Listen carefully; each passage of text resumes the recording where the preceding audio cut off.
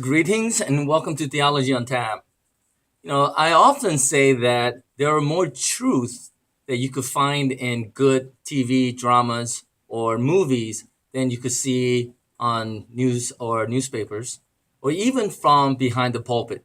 When you go to church, you're supposed to hear the Word of God and how it applies to our lives each and every day. But a lot of times, movies tend to talk more real about the life situations and whatnot. And I see a lot of biblical teachings in movies. And I just went to see Guardians of the Galaxy Volume 2. I really loved the first one. And there are a lot of things in this movie that I thought I wanted to talk about today. Now, as far as the movie is concerned, I think I enjoyed the Volume 1, the first Guardians of the Galaxy, more than this one. The first one was more enjoyable, more laughs, I guess. But this one actually hit me more. I think this one, after watching the movie like a couple of days later, I'm thinking more about the movie, and I'm thinking is more satisfactory. There's more satisfaction in the second movie, the Volume 2, than the first one. The first one was more fun, but this one was a lot more meaningful, more heartfelt, if you can say that way. And here are the reasons why. Because we get to know more about the characters, Guardians of the Galaxy Volume 2. We get to see more about the characters. And I want to talk about the characters and talk about life issues, a biblical truth that's in this movie that I think is very important for us to talk about. First of all, Peter Quill, Star-Lord, his character. Now we know that his mother died because of cancer. And anytime I see stories about people dying of cancer or suffering because of cancer, it hits a lot of people. It hits me pretty hard too, because my mother died of stomach cancer that spread through her liver, and it was a horrible death, to be honest. She suffered quite a bit the final 6-7 months of her life, and to know that this character, Star-Lord, his mother died when he was only 10 years old. For a young kid to see his mother dying, it's got to be tough. I mean, it leaves something in you. There's something missing in his life. And he was brought up mostly by Yondu. And he finally realizes in this movie that even though this character named Ego is his real father, that Yondu was the one that was his dad. And I think that's something that not many people talk about. The Bible says, honor your father and your mother. But it doesn't say honor your parents. And I heard that the reason why it says your father and your mother is because just because you're, blood father or mother doesn't mean that you are the parent or you're the daddy or the mother of the child. It's whoever raised you is your father and your mother. That's very important because some people are brought up in this world being adopted and whatnot. And this is one of the reasons why for all my life, I have never bought a Korean or Japanese or German cars. I only buy American cars because I was born in the early 60s. And this was only like 10 years or so after the Korean War ended.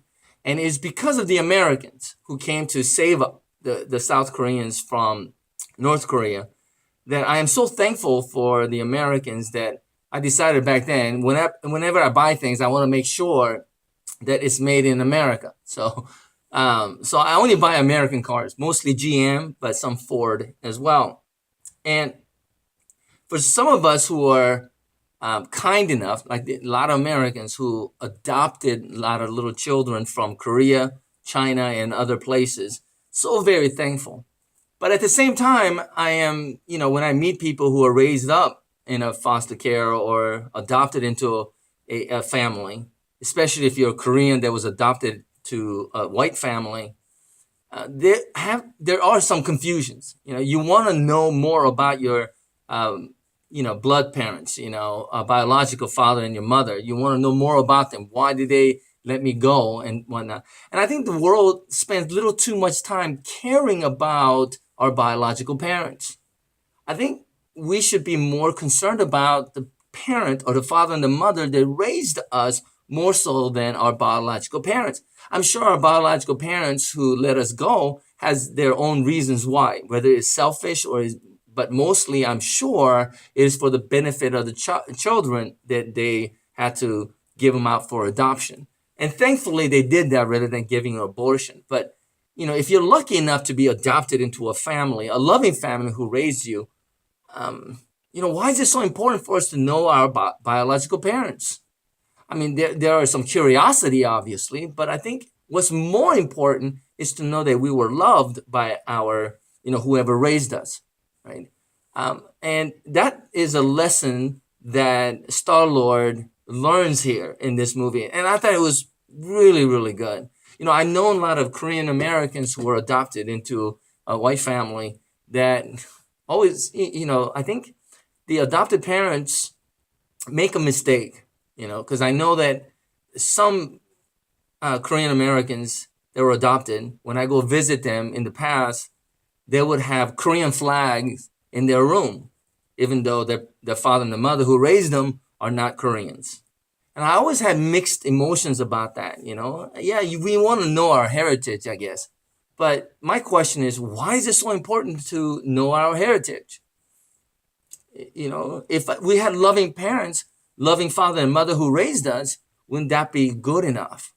I would hope that it is. And that's something that Starlo realizes, that Yondu was his dad. And when he realizes that, I think there's a lot of pain, a lot of questions that was in him kind of goes away, because he was really excited to meet his real father, Ego, but he realizes that just because you're a biological father doesn't mean that you have a privilege or something like that, or you have the right to come out of the blue and say, hey, you're my son, so you should come with me, kind of a thing. No, your father is whoever raised you. And that is something that was addressed in this movie, and I thought it was really nicely done. Then there's Gamora and her sister, Nebula, and how they hate each other, and you kind of wonder why they hate so much each other. They're trying to win their father's favor, maybe. But in this movie, we realize that Nebula was really upset at her sister Gamora, because every time they would fight and Nebula would lose, then basically, I forgot the name of the father. I know it's a big character. But he would replace part of her body, to make her stronger. And how messed up is that? Sometimes not sometimes, a lot of times, if not most of the time, the people that messes us up the most are our fathers and mothers who raised us. And here's a person who hated her sister because of the pains that she went through. And it was really great to see that in this movie, that Gamora and Nebula had a chance to kind of come together and understand and accept one another as sisters, right? It was so nicely done. I mean, it's a little strange how they really want to kill each other, I guess, and then all of a sudden they realize that they should be there for one another. But it was really cool. And then there's Drex. Drex is this big muscular guy who has his own problems too, right? He lost his whole family, wife and children. And he, Thanos, that's right. And he wants revenge. But Drex is probably the funniest character in this movie. And sometimes I'm thinking they're pushing a little too much, because I know that this movie is supposed to be somewhat fun, but Drex is such a muscular, strong person, and here he comes just joking around all the time, or whatnot. That he's the comic relief, like a side character that brings about comedy. And sometimes I thought that they were pushing it, but then you realize at the end of the movie that he's kind of putting up a front, right? He has such pain. Imagine losing your wife and your children and your whole family. What is it? Right? How do you survive after that? What do you go through? And the scene where, what was the name of that? I'm looking it up here. Mantis, right? When Drex is talking about his children, how he lost them. He's not really showing a lot of emotion. But when Mantis touches him and she's able to feel what he's feeling, she just loses it and she just starts crying. What a wonderful scene. Because a lot of times as men, we don't want to show exactly what's in our, we don't wear our emotions on our shoulder, right? We try to hide as much as we can because we want to show that we're really that strong. But a lot of times we're not. But I don't know if it's because of society or whatnot.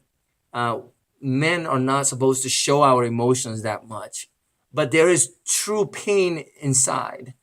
And it was really great, I thought, that when Mantis touches Drex, that she was able to feel what he feels and she just loses it. And you could see that Drex is somebody that has a lot of pain in his life and he wants revenge, but at the same time, he wants to hide that and just be, the kind of a guy that's really nice, right? And Drex is like probably the most innocent person in this movie, and you know that he can't lie or he can't hide the truth. I guess that's his character from wherever he's from, and he calls Mantis points out how ugly she is, but at the same time he sees how good of a person that she is. And I thought that was really nicely done too, because a lot of times we tend to focus so much on how we look that we don't really look within the people's heart to see how good of a person that we can be. And this movie touched upon that as well. And then there's Yondu and Rocket. And they have this time when they have a connection at the end of this movie as well. And Yondu has a special, I guess, attachment to Rocket because he understands that Rocket has been experimented upon, right? And there's a lot of pain involved there too. I mean, we saw that in Guardians of the Galaxy Part 1 when Rocket talks about how much pain that he had to go through to become who he is.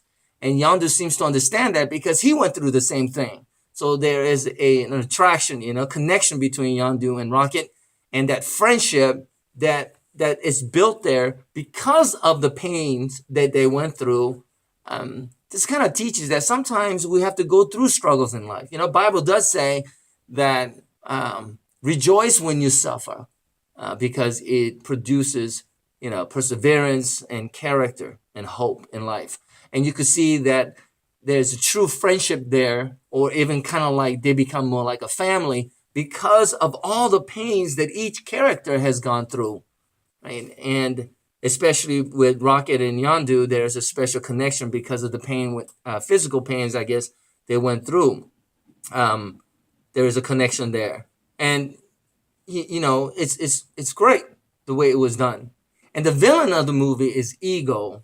And I mean, I guess if there is a hidden message here, the hidden message is you got to let go of your ego in order to have connections with other people, right? When ego is destroyed at the end, it kind of shows that you have to swallow your pride. You have to get rid of your ego. You don't live for yourself, but you live for one another to build each other up. And that's what, Bible seems to say. Although, if I have to get technical about it, I don't know that you have to destroy your ego in order to get along and to have a good relationship with other people. Because ego is totally necessary. Being selfish is totally necessary. But it's more like what you're selfish about, right? And that's what the word repentance means anyway. We have to change the way we think. We have to change the way we act, right? It's not all about myself. And I help other people so that I could be happy. So, I mean, that's kind of, selfish too. And I think it's important that we understand that.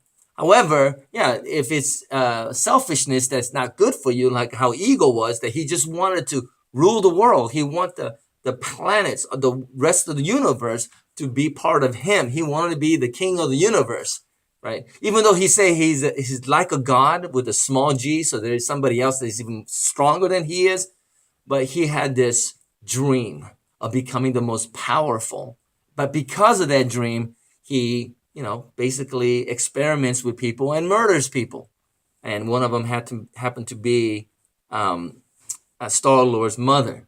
That Ego is the one that put tumor into her brain so she could die, so that he won't be attached with her. And I think that was kind of cool too, because sometimes we do that to ourselves, right? We have such great goals about succeeding in life or whatever our dreams may be, that we let go of things that should be important to us or could have been important to us, but becomes more like a secondary thing. We don't want it around because we don't want to be too attached to it. So we kind of push it out of the way. I know a lot of divorces happen because of that. We become too absorbed in our work or other things that we kind of neglect, right? We pushed our relationship aside. So, I mean, that's totally real. It happens to a lot of people, So this movie really, it was fun. Maybe not as fun as the first one, but it was fun. There's a lot of humor in it. But the lessons in this movie, the things that I got out of it was so meaningful that I think I have to say that Guardians of the Galaxy Volume 2 was better. I think it's better than the first one because it leaves something with you. It's not something like, wow, that was great fun, and you leave and then you just kind of forget about it. This is a kind of a movie that you there's something there that leaves a mark in you, and hopefully it is something that is good. The more I think about it, the better the movie become. So it was great. Also, when I think about the movie, Yondu, he's kind of like the Snape of Harry Potter, right? He's the kind of like a supporting character. So you don't really think that much about him, but at the end you realize he's Snape. He's the real hero. He's the one that was fathering Star-Lord, making sure that he become the best that that Star-Lord could be, teaching him how to be great at what he does. I don't know, stealing and things like that. But he was there as a father figure, supporting him all the time. And it was really cool how Star-Lord had a chance to understand it at the end. I guess, Yondu dies at the end, obviously. But for some reason, I think he is in Infinity War. I mean, he's mentioned as one of the cast members of Infinity War. So I don't know how that's going to work out. Maybe he'll come back. Who knows? Maybe Doctor Strange will go and bring him back to life. I have no idea. But it'll be nice to see Yondu once again. And also, did I forget anything? Oh, also, we get to see one of my favorite actors, Sylvester Stallone, Ving Rhames, and Michelle Yeoh. And during this movie, I mean, just a couple of scenes, but we could see that there are supposed to be the original Guardians of the Galaxy. And I don't know how they're going to play out. Will we see them in Infinity War? I have no idea. But what I'm really hoping for is that they get their own movie, which I'm thinking more like they would, because every one of these guys that's mentioned is superstars, right? They're movie stars. They're not, supporting actors. They're main ones, right? So I'm thinking they're gonna have their own movie, and I'm really excited about that too, because they're the expendables in space, right? Old people, old and kind of pushed out, but they're gonna come back and do something to save the galaxy, and I think it's really good. Anyways, I thought that I'll mention something about what I learned or what I thought about this film, Guardians of the Galaxy Volume 2. I highly recommend this film. You should go watch it. Disney is doing something wonderful, something great, because Marvel movies is not just about, hey, I'm a superhero, but there's really depth to it, It's not just about dark versus light, but they explain more about, I think anyways, the human pain and how they come together because of it. And whatnot. And I think it's really good. I'm looking forward to all the future movies that's coming up. I'm not too sure about Spider-Man. Maybe so, because I've given Spider-Man so many chances. I don't know if I want to do that again. But, Black Panther's coming up, Thor's coming up, and those ones I'm really excited about.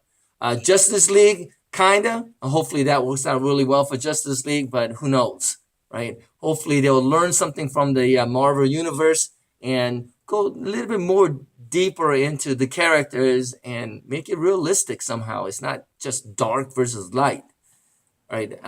Anyways, I always enjoy movies. When I watch it, I think about the Bible, about Jesus Christ and the teachings that's in the New Testament and how we could see it in this movie. And it's great. It's really great. So go watch it if you haven't done so already. Anyways, I thought I'd share that with you today. Thanks for joining me today. And a lot more to come. So please stay tuned and like this video and share with your friends. God bless. See you next time.